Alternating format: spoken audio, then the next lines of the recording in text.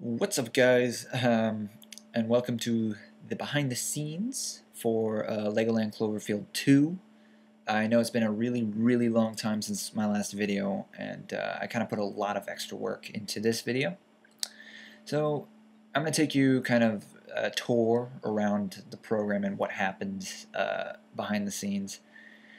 I can show you guys how I also got the gorilla effect, how the camera was made the way it was.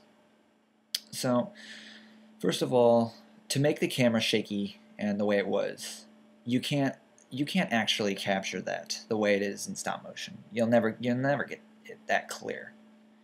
So, as you can see right here, this is kind of the raw video file. What we do is we have a bunch of compositions here of each scene, and some other things too, like the intro and the overlay. Final composition, which is where I added the gorilla effect, and the final video, which is where I added some additional effects. So we're going to go back.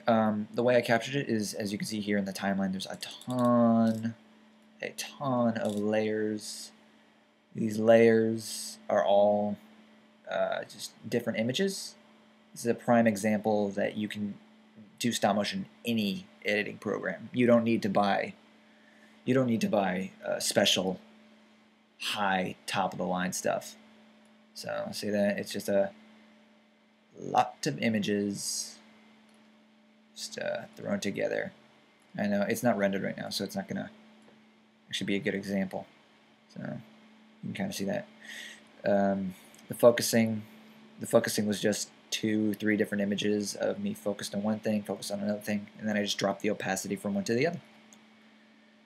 So in order to do the gorilla style, obviously first you can see here none of the raw animation actually has a gorilla style. The way I did it was I in fact got a video of me actually filming something like the gorilla style. So as you can see here, I kind of was doing a lot of jerky motions, and you can see these 5 different points here, and I jerk around a lot, and that's what I used to capture the motion. I used Mocha for After Effects. Mocha helped me tell the computer, okay, I want you to follow this path, copy this as best as you can. And then Mocha was like, alright, I do that. And then I just applied it to the composition, and that's when I just added that's the last part. Let's see if I can get a good example or a good shot of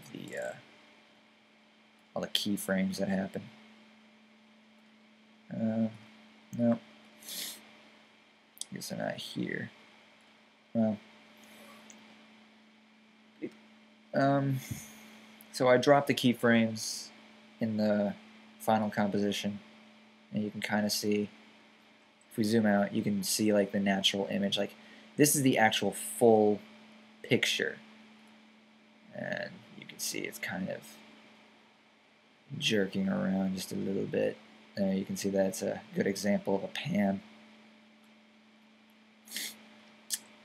And that's pretty much what happens behind the scenes. See, one other thing. The eggs. When this image renders, the eggs are not actually there. Let's see if I can show you guys. It's not the right egg. There you go. See, I just got rid of the shadow. And there. See, the egg was never there in the first place. Just add the egg and give it a little shadow. And it gives it a little 3D effect right there. So it looks like Dan is actually nearby. The other eggs in the background are given a little faded image of the exact same thing, just that, then faded. Give it a keyframe for when I told the camera to focus in the background. Oh dear. Oh, Daniel's being molested. Let's see if I can get an image of the focused background. If not, I know we're really close. Pretty much what happens is I just had those out of focus, added a keyframe to have them focus in when the camera focused to the background, and then brought them back when the camera focused back on Dan and the first egg. Yeah. The cracks in the screen for the end. These were just a simple plugin. I think they were just called CC Crack. Let's see if I can.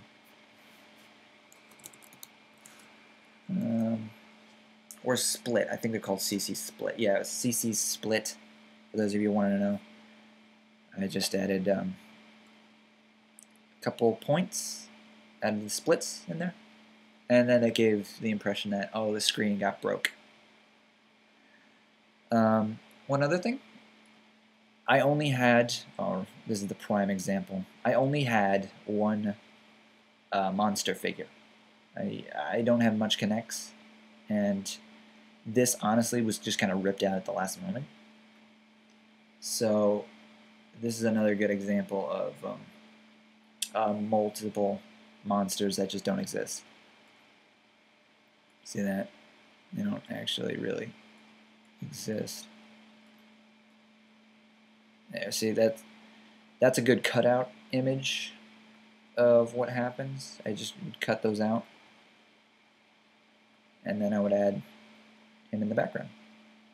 So really you're just looking at 4 or 5 of the same image. I just realized that there's 2 right there.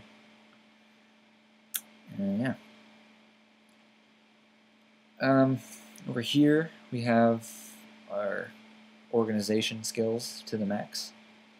We have stuff for video, stuff for audio. I did all the mixing here in After Effects as well to kind of keep everything condensed into one program. That probably added to the post-production time, maybe just a little bit, maybe. But yeah, as you can see, here's a good example of all the different areas.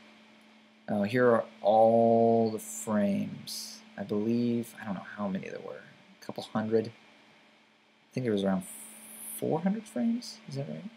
Somewhere around there. Yeah, about 400 frames. That's 400 different images.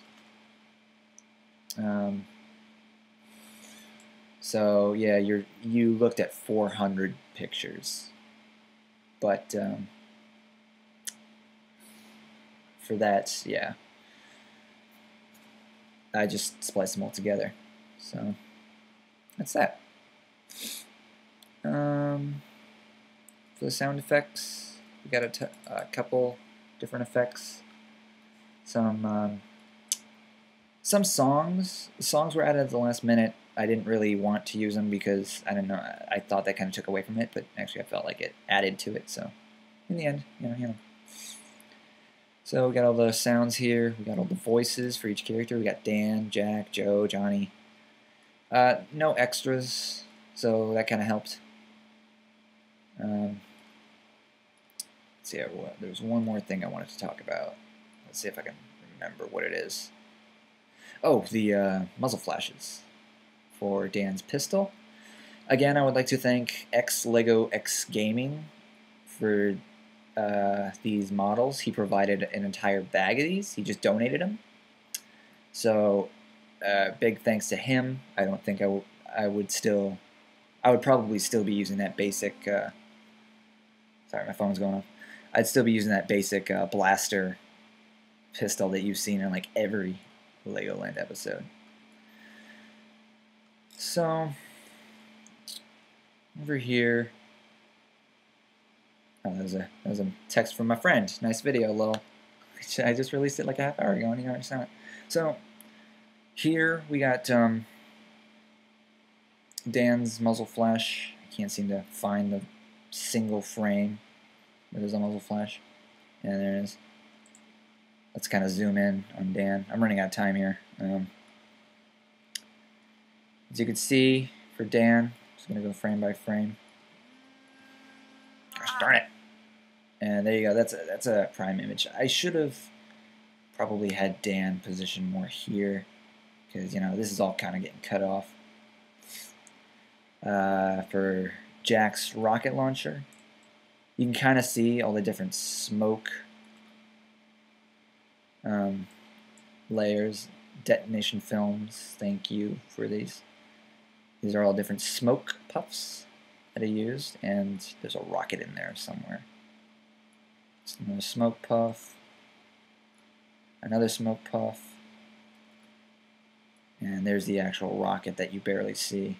I didn't do the best of jobs here. I probably would have definitely gave it a higher quality.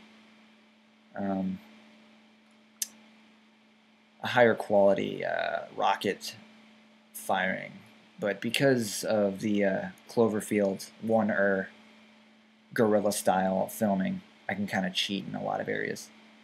Another good example of me cheating is in the final shot with between Joe and Johnny here.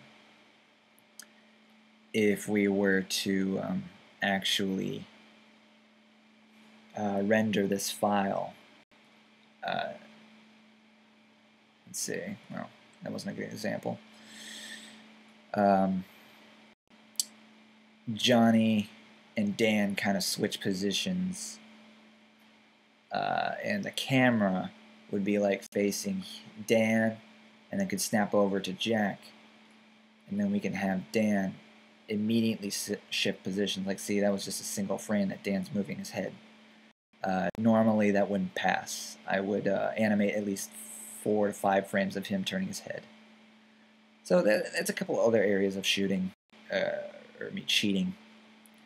The overlay, of course, there's the date, the battery, which the battery kind of decreases over the video.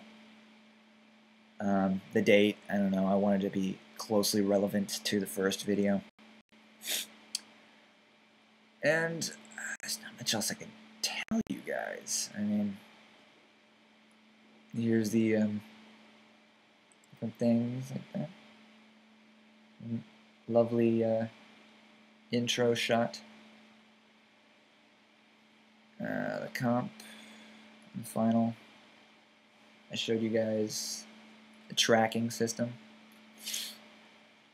So I hope you guys enjoyed the video. I know it took me a lot longer than it should have. So thanks for watching, guys, and I will see you later. See you in the next video, the next Legoland video, because I definitely plan on continue making these videos as high as quality as I can make them with as much special effects. And hopefully in the future I can provide more of these behind the scenes videos where I can kind of show you guys what I do. So thanks a lot. Later.